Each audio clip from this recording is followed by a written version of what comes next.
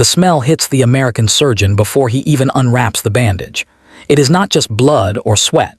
It is the sweet, rotten stench of infection, the kind that tells a trained nose that tissue is dying underneath. The German prisoner of war sitting on the examination table does not flinch when the doctor approaches. His face is stone. His jaw is locked, but his left thigh, wrapped in a filthy field dressing that has not been changed in weeks, tells a different story. The surgeon peels back the first layer of cloth, and the fabric sticks to the skin like it has been glued there with dried fluid. The prisoner finally speaks in broken English. "It is fine, just shrapnel, small pieces." The surgeon does not answer. He cuts away the rest of the bandage with scissors, and what he sees underneath makes even the nurse step back. The infection has turned the entry wound into a crater. The shrapnel went in just above the knee, tearing through muscle and lodging deep near the femur. That was weeks ago, somewhere in France during the final Allied push in early 1945. The German soldier, a 22-year-old machine gunner named Klaus Zimmermann, was hit during an artillery barrage while his unit tried to hold a collapsing defensive line. He did not go down immediately. The adrenaline kept him moving long enough to retreat with what was left of his squad. When the pain finally registered, he was already a mile behind the front, sitting in a ditch with 3 other wounded men and no medic in sight. Klaus treated the wound himself. He poured alcohol from a canteen over the entry hole, packed it with a strip of torn undershirt, and wrapped it tight with whatever cloth he could find. It bled through in minutes, but he told himself it would hold. The shrapnel fragments were still inside, grinding against bone every time he moved, but there was no time to dig them out and no tools to do it safely. He had seen other men try. Most of them made the bleeding worse, or introduced dirt into the wound, or passed out from the pain and never woke up. So Klaus left the metal where it was, tightened the bandage, and kept walking. That decision kept him alive for 3 more days. It also started a clock that no one could see. Infection does not announce itself all at once. It creeps in. The wound site gets warm to the touch. The skin around the edges turns red, then purple, then a mottled gray that looks like meat starting to spoil. Klaus noticed the heat first, then the smell, then the way his leg started to stiffen no matter how much he stretched it. By the time American forces overran his position and took him prisoner, the infection had spread into the surrounding muscle tissue. The shrapnel was still there, pushing bacteria deeper with every step he took. He did not tell the Americans. He did not trust them.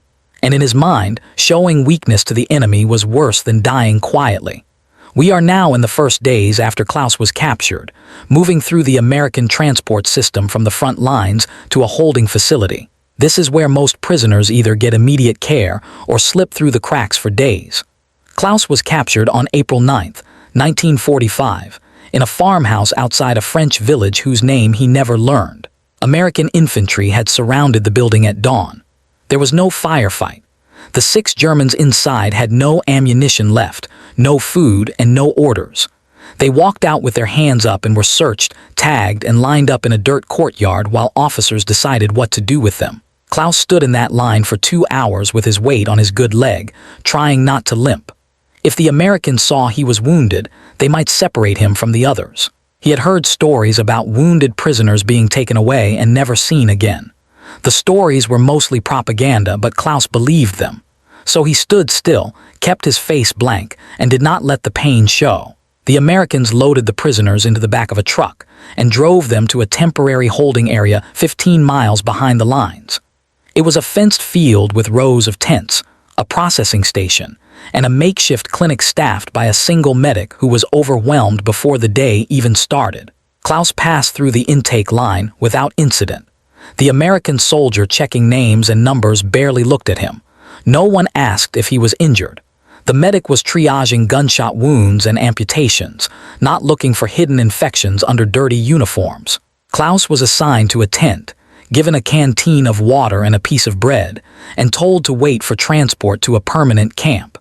He sat on the ground with 40 other men, pulled his jacket tight around his shoulders, and felt the fever start to build. 3 days later, Klaus was loaded onto another truck and moved again. This time the destination was a prisoner of war camp in eastern France, a former German barracks that the Allies had converted into a processing center for captured enemy soldiers. The ride took 8 hours. The road was torn apart by tank treads and shell craters, so the truck bounced violently over every rut and hole. Each jolt sent a spike of pain through Klaus's thigh. He bit down on his sleeve to keep from crying out. By the time they arrived, the bandage was soaked through with fluid that was no longer just blood. It was yellowish, thick, and it smelled like something had died. But still, Klaus said nothing. We are now inside the prisoner of war camp where Klaus has been for nearly a week, and the infection is reaching a critical stage. This is the moment when silence stops being discipline and starts being a death sentence.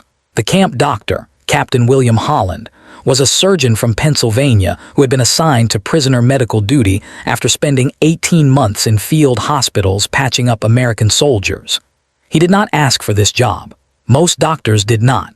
Treating enemy prisoners meant long hours, limited supplies, and patients who either refused to cooperate or were too broken to care. But Holland took the work seriously. Every morning he walked through the barracks looking for men who were trying to hide illness. He checked for pallor, for labored breathing, for the subtle signs that someone was deteriorating fast. On his 6th morning at the camp, he noticed Klaus. Klaus was sitting on his bunk with his back against the wall and his legs stretched out in front of him. His face was gray. His eyes were glassy. His left pant leg was stained with a dark, wet patch that had spread from the thigh down to the knee. Holland stopped walking. He approached the bunk and spoke in slow, clear English. "Stand up." Klaus did not move. Holland repeated the command, louder this time, and gestured for Klaus to get to his feet. Klaus tried.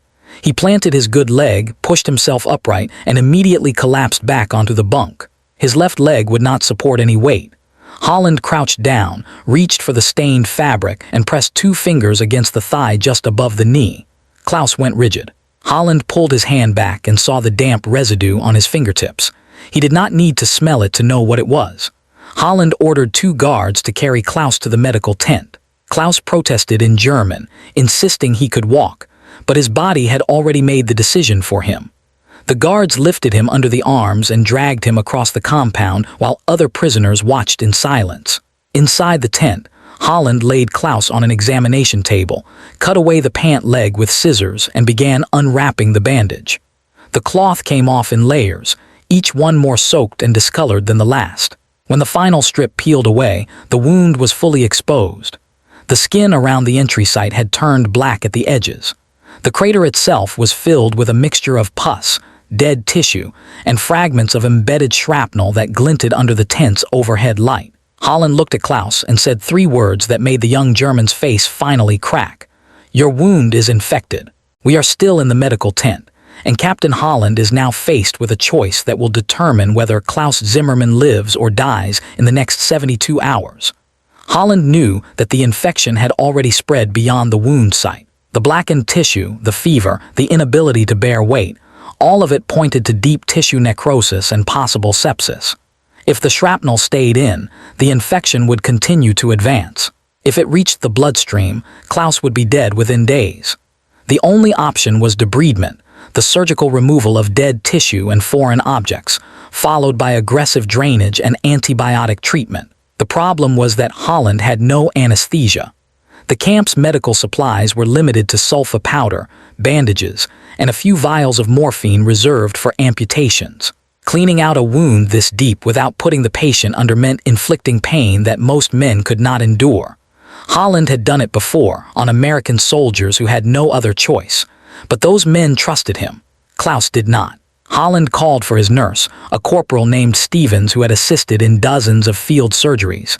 He explained the procedure in technical terms, then switched to plain language. "We are going to clean it out, all of it. If he fights us, we will have to hold him down." Stevens nodded and began preparing the instruments, a set of forceps, a scalpel, irrigation solution, and a basin for the extracted debris. Holland turned to Klaus, who was still on the table, breathing fast and staring at the ceiling. "I am going to remove the shrapnel and clean the wound," Holland said slowly. "It will hurt. But if I do not do this, you will die." Klaus did not respond. His hands were gripping the edges of the table so hard his knuckles had turned white. Holland gave Klaus a half dose of morphine, just enough to take the edge off without knocking him unconscious. Then he positioned a lamp directly over the wound, pulled on a pair of gloves, and picked up the forceps. The first piece of shrapnel came out easily, a jagged shard of steel about the size of a thumbnail that had been sitting just under the skin. Klaus flinched but did not cry out. The second piece was deeper, buried in the muscle near the femur. Holland had to probe with the forceps, feeling for the metal, then grip it firmly and pull straight up. This time Klaus screamed. It was a short, strangled sound that he cut off by biting down on a rolled piece of cloth Stevens had placed in his mouth. Holland did not stop. He extracted 2 more fragments, each one coated in pus and dead tissue, and dropped them into the basin with a metallic clink. We are still in the operating tent, and Klaus Zimmermann, who has not cried in front of another person since he was a child, is about to reach his limit. Holland moved from extraction to debridement. Using the scalpel, he began cutting away the necrotic tissue, the black and gray sections that were too far gone to heal. Each cut released more fluid, more of that sickly sweet smell that filled the tent and made Stevens turn his head to breathe. Klaus was shaking now. The morphine had worn down to almost nothing, and every slice felt like fire running through his leg. He tried to stay still. He tried to keep his breathing steady. But when Holland irrigated the wound with saline solution, flushing out the remaining debris and exposing raw nerve endings to open air, Klaus broke. The sob came first. A single choking sound that he could not hold back. Then his whole body convulsed and the tears started. Holland paused. He set down the scalpel and looked at Klaus's face. The young German was crying openly now, his chest heaving, his hands still locked on the table but trembling. "I know," Holland said quietly. "I know it hurts." Klaus did not understand all the English words, but he understood the tone. It was not pity, it was not contempt. It was the voice of someone who had seen this before and knew that pain had a breaking point that had nothing to do with courage.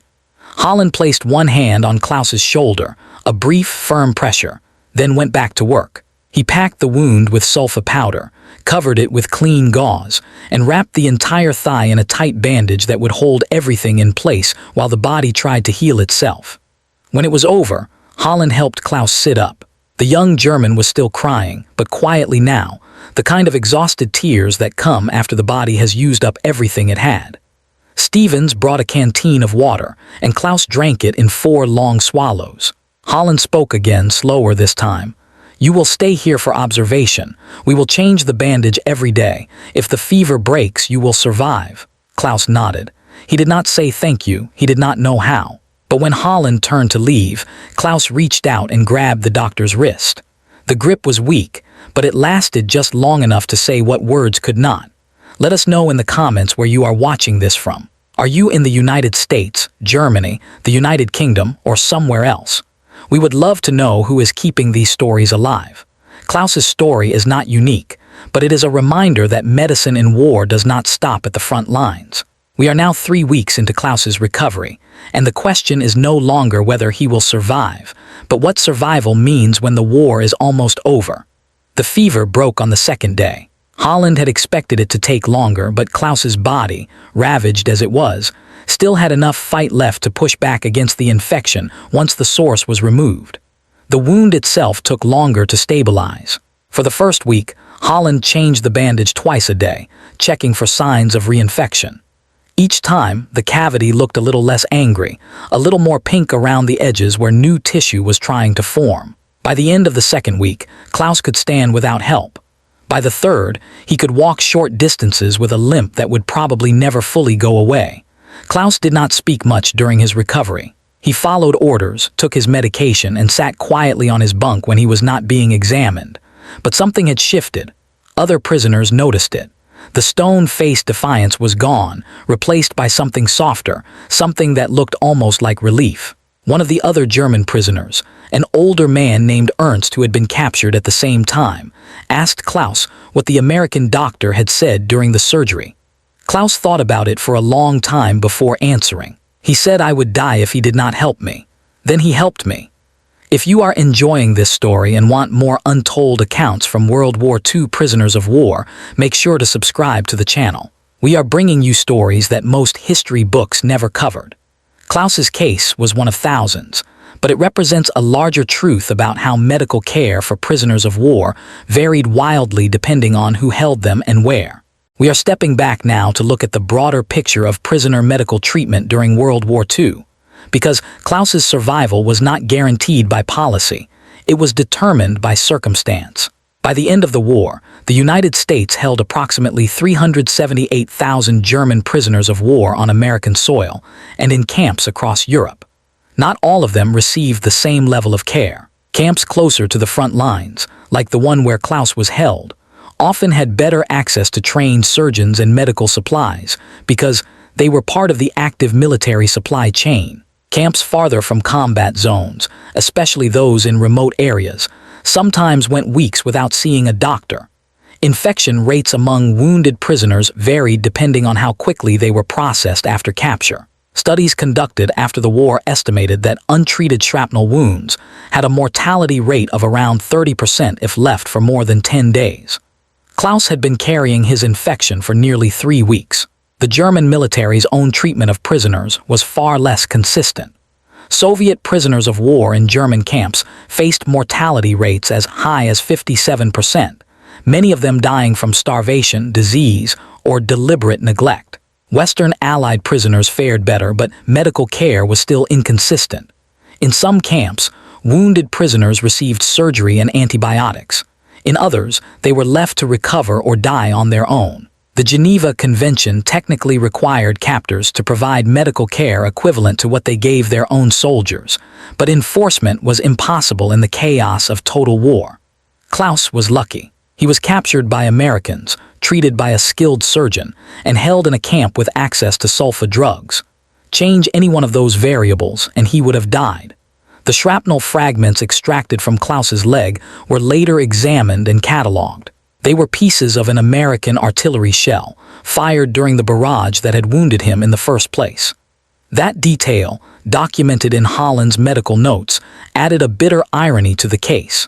Klaus had been injured by the same military that later saved his life. Holland never mentioned it to Klaus. There was no reason to. The war did not care about irony. It only cared about who lived and who did not. We are now in late April 1945. And the war in Europe is collapsing so fast that the camp where Klaus is recovering will soon stop being a military facility and become a displacement center. Germany surrendered unconditionally on May 8, 1945, less than 3 weeks after Klaus's surgery.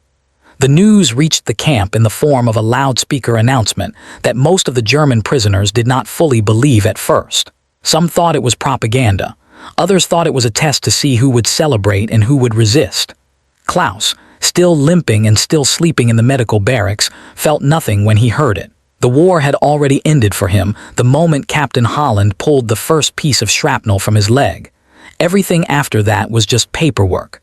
The camp began processing prisoners for repatriation, but the system was overwhelmed. Thousands of German soldiers were waiting to go home, but home no longer existed in any recognizable form. Cities were in ruins. Families were scattered. The occupation zones were still being drawn. Klaus had no idea where his parents were, or if they had survived the Allied bombing campaigns that had leveled much of Western Germany. He wrote a letter to his mother's last known address in Cologne, but he had no expectation that it would reach her. The Red Cross was handling mail for displaced persons, but the backlog was months long. Holland discharged Klaus from medical observation in early June. The wound had closed, though the scar tissue was thick and uneven, and the muscle damage meant Klaus would never run again. Holland wrote a final note in Klaus's medical file, stating that the prisoner was fit for light work, but should not be subjected to heavy labor or forced marches. That note, a single paragraph in a military file that would eventually be archived and forgotten, may have saved Klaus's life a second time. Prisoners marked as fully recovered were often assigned to labor details clearing rubble or repairing infrastructure. Klaus, still officially classified as recovering, was assigned to kitchen duty. He peeled potatoes and washed dishes for 3 months while waiting for his repatriation papers to clear. We are now in September 1945, and Klaus Zimmermann is finally going home, though the word home no longer means what it used to. Klaus was released from American custody on September 14th and placed on a train heading east toward the British occupation zone in Germany. The journey took 2 days. The railroads were still damaged, and the trains moved slowly, stopping frequently to let military convoys pass. Klaus shared a compartment with 11 other former prisoners, most of them silent, all of them staring out the windows at a landscape that looked like the surface of another planet. Entire towns had been reduced to rubble. Bridges were gone. Fields were cratered. The few people visible along the tracks looked like ghosts, wandering through the wreckage with nowhere to go. When the train finally stopped at a processing station near Cologne, Klaus stepped onto the platform and felt his leg buckle. He caught himself on a railing and stood there for a moment, breathing hard, waiting for the pain to pass. A British soldier asked if he needed help. Klaus shook his head and kept walking. He had been given a paper with his discharge information, a ration card, and 20 marks. That was all. The British officer at the gate told him that the city center was mostly destroyed, but some neighborhoods on the outskirts were still intact. Klaus thanked him and started walking toward the address he had memorized, the apartment building where his mother had lived before the war. It took him 4 hours to cover 3 miles. His leg would not bend properly, and every few blocks he had to stop and rest. When he finally reached the street, he saw that the entire block had been flattened. There was no building. There were no walls, just piles of brick and twisted metal, and a few pieces of furniture that had somehow survived and were now sitting in the open air like museum exhibits. Klaus stood there until the sun went down. Then he turned around and walked back toward the processing center, where displaced persons were being housed in temporary barracks. A clerk gave him a bunk and told him that the Red Cross was maintaining a registry of survivors. Klaus added his name to the list and waited. We are now 6 months after Klaus returned to Germany, and this is where his story intersects with a decision that Captain William Holland made without knowing whether it would matter. Holland had kept a copy of Klaus Zimmermann's medical file, not because it was required, but because the case had stayed with him. He had treated hundreds of wounded men, both American and German, but there was something about the young prisoner who had cried on the operating table that he could not forget. In March of 1946, nearly a year after the surgery, Holland wrote a letter. He addressed it to Klaus Zimmermann, care of the Red Cross Displaced Persons Office in Cologne. He did not know if Klaus was alive. He did not know if the letter would reach him, but he wrote it anyway. The letter was short. Holland explained that he had been the surgeon who treated Klaus in the prisoner of war camp in France. He asked if Klaus had made it home and if the leg had healed properly. He included his address in Pennsylvania and said that if Klaus ever wanted to write back, he would be glad to hear from him. The letter took 2 months to reach Cologne, and another 3 weeks to be forwarded to the barracks where Klaus was living. When Klaus finally received it, he read it 4 times before he understood what it meant. An American officer, a man who had every reason to see him as just another enemy casualty, had taken the time to check if he was still alive. Klaus wrote back. His English was poor, so he kept the letter simple. He thanked Holland for saving his life. He explained that he was living in temporary housing and working as a laborer helping to rebuild the city. He said that the leg still hurt, but he could walk, and that was enough. He signed the letter and mailed it, not knowing if Holland would ever read it. 3 months later, a second letter arrived from Pennsylvania. Holland had received Klaus's reply. He was glad to know that Klaus had survived. He enclosed a photograph of himself in uniform, standing outside a hospital tent. On the back, he had written a single sentence. "You were stronger than you thought." We are now in the early 1950s, and Klaus Zimmermann has rebuilt a life that looks nothing like the one he had before the war. Klaus never found his mother. The Red Cross eventually confirmed that she had died during an air raid in 1944, months before Klaus was even captured. His father had been killed on the Eastern Front in 1943. Klaus had no siblings. The war had erased his entire family, leaving him alone in a country that was itself trying to remember how to function. He stayed in Cologne and found work as a carpenter's assistant. The leg limited what he could do, but he learned to adapt. He could not climb ladders or carry heavy loads, but he could measure, cut, and assemble. The work was steady and it kept him fed. In 1952, Klaus married a woman named Greta, a war widow with a young daughter.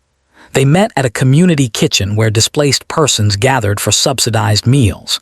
Greta had lost her first husband in Stalingrad and had been living with her parents until their building was condemned. She and Klaus bonded over the shared experience of having survived something that should have killed them. They did not talk about the war much. Most people did not. It was easier to focus on rebuilding than to dwell on what had been lost. They had a small wedding in a registry office and moved into a 2-room apartment on the edge of the city. Klaus kept Captain Holland's letters in a wooden box under his bed. Over the years, he and Holland exchanged a handful more, updating each other on marriages, children, and work. The letters were never long, and they never dug into the trauma of the war. They were simply two men who had shared a moment of desperate humanity and wanted to remember that it had happened. In 1968, Holland died of a heart attack at the age of 63. His widow sent Klaus a final letter, letting him know that her husband had spoken about the German prisoner whose life he had saved, and that it had mattered to him. Klaus cried when he read that letter, the same kind of quiet, exhausted tears he had cried on the operating table 23 years earlier.